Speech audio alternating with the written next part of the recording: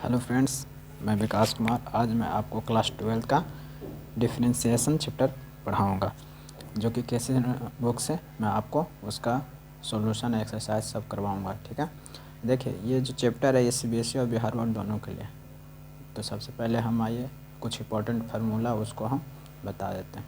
जैसे D U small bracket U plus V upon D X. तो इस तरह से अगर रहेगा तो इसको पहले अलग अलग सेपरेट कीजिएगा, D U upon D X plus D V upon D X. जैसे देखिए इस तरह से दो फंक्शन है, X square plus 3 upon D X. तो इसको पहले अलग अलग सेपरेट कीजिएगा, D small bracket X square upon D X plus D small bracket में 3 अपॉन डी एक्स। इस तरह से पहले अलग सेपरेट कर लीजिए। सेकेंड फार्मूला में देखिए सिर्फ प्लस के जगह पे माइनस लगे, इसको भी आप उस तरह से सेपरेट करके माइनस रहेगा तो माइनस कर दीजिएगा।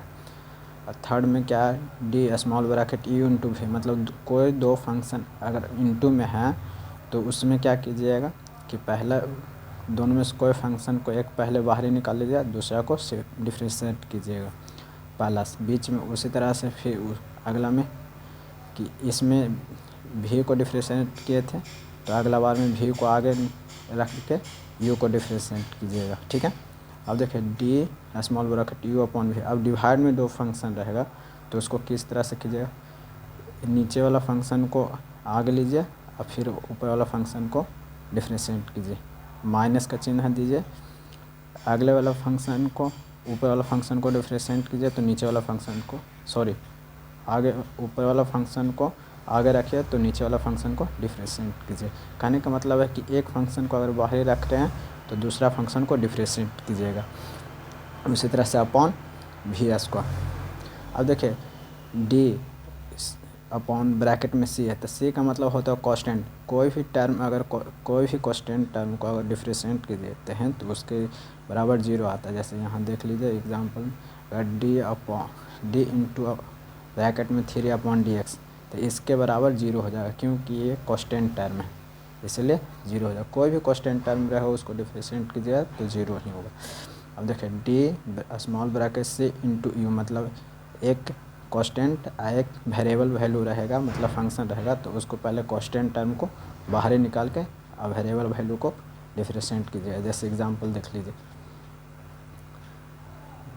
D upon 3x upon D x. इस तरह से रहेगा तो आप 3 कांस्टेंट टर्म है तो 3 को आप बाहर ही निकाल दीजिए और फिर D x upon D x कर दीजिए। इस तरह से आप कर दीजिए। अब देखिए कुछ इम्पॉर्टेंट और फार्मूले हैं जो कि एग्ज़ाम के व्यू से बहुत इंपॉर्टेंट है। इस तरह से D upon D x bracket में एक्स पे पावर एन। तो इसका फार्मूला क्या होता है, एन इंटू एक्स पे पावर एन माइनस 1 होता है। जैसे एग्जांपल देखिए D upon D x x3 का डिफ्रेंशिएट करना है तो देखिए यहाँ क्या था, n आ गया, मतलब n क्या है, n जो पावर है तो पावर 3 है तो 3 आगे आ गया, फिर x है तो ये x आ गया, फिर क्या n माइनस 1, क्या है n आपका कितना है 3, तो 3 माइनस 1 तो इजकल टू कितना हो जाएगा 3 में से गया तो 2। इस तरह से d अपॉन डी एक्स का डिफ्रेंशिएट किया जाए तो इसका वैल्यू 1 होगा। जैसे देखिए यहाँ d upon D x 5x का डिफ्रेंशिएट करना तो 5 कांस्टेंट टर्म है तो पहले कांस्टेंट टर्म को आप बाहर निकाल दीजिए, फिर D x upon D X. तो इसका वैल्यू हम लोग क्या जानते हैं, इसका फार्मूला भी क्या जानना है, D upon D x differentiate x. तो इसका फार्मूला 1 होता है तो यहाँ 5 गुने 1 हो जाएगा तो यहाँ कितना हो जाएगा 5।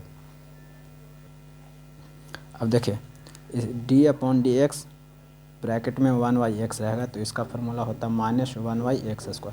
एग्जांपल देख लीजिए, जैसे देखिए D upon D x bracket में 1/3x है तो इसको पहले कैसे डिफ्रेंशिएट का, पहले कांस्टेंट टर्म है उसको हम लोग बाहर ही निकालेंगे। जैसे कि पीछे मैंने आपको फार्मूला में बताया था कि कांस्टेंट टर्म रहेगा तो उसको बाहर निकाल लीजिए, तो 1/3 बाहर ही आ गया और फिर डी अपॉन 1/x बचा।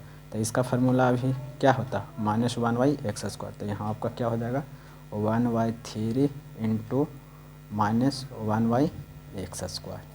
इस तरह से फार्मूला को याद रखते हुए आप बहुत सारे क्वेश्चन को सॉल्व कर सकते। अब 4 नंबर फार्मूला क्या, D upon D x bracket 1/x पे पावर n। तो इसका फार्मूला होता है -n अपॉन x पे पावर n प्लस 1। जहाँ कि x पावर 0 नहीं होना चाहिए। ठीक है, जैसे एग्जांपल देख लीजिए, d/dx ब्रैकेट में 1/x3 है, तो इसका क्या होता है फार्मूला -n। तो पहले -n के जगह पर आपका क्या है 3 है, जैसे यहाँ n था तो यहाँ ऊपर 3 हो गया अपॉन फिर x, फिर क्या है n+1, तो 3 प्लस क्या हो जाएगा 1, तो यहाँ -3 अपॉन x पर पावर 3 1 कितना हो जाएगा 4 आएगा। इस तरह से आप इस फार्मूला की सहायता से क्वेश्चन को सॉल्व कर सकते। अब नेक्स्ट फार्मूला क्या है, d/dx ब्रैकेट में sin x।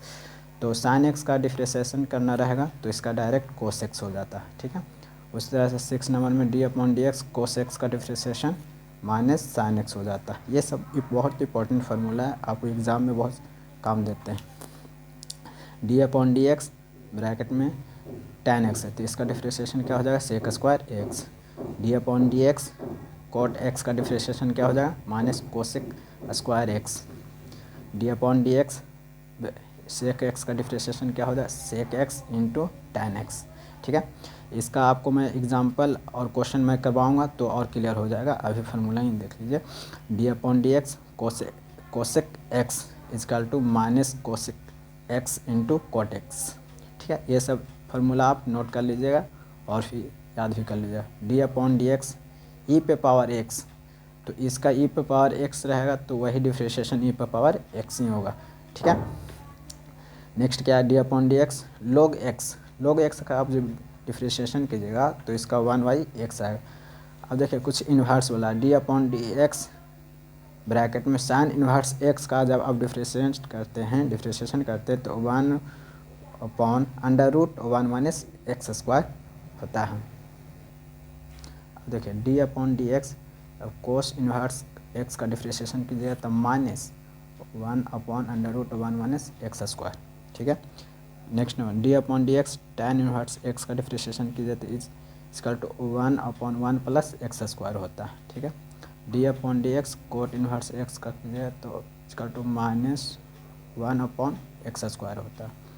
Next d/dx sec inverse x का डिफ्रेंशिएशन कीजिए तो 1/, देखिए ये मोड इसलिए लगा रहा था कि कोई भी निगेटिव अगर टर्म रहेगा जैसे -3 है तो इसमें अगर मोड लगा देते हैं तो ये प्लस आंसर देता है, इसलिए mod x × x² - 1।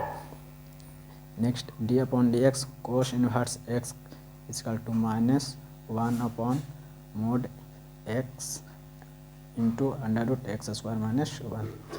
इस तरह से आपका ये डिफ्रेंशिएशन चैप्टर का फार्मूला समाप्त हुआ। मैं आपको नेक्स्ट वीडियो में एक्सरसाइज बताऊंगा।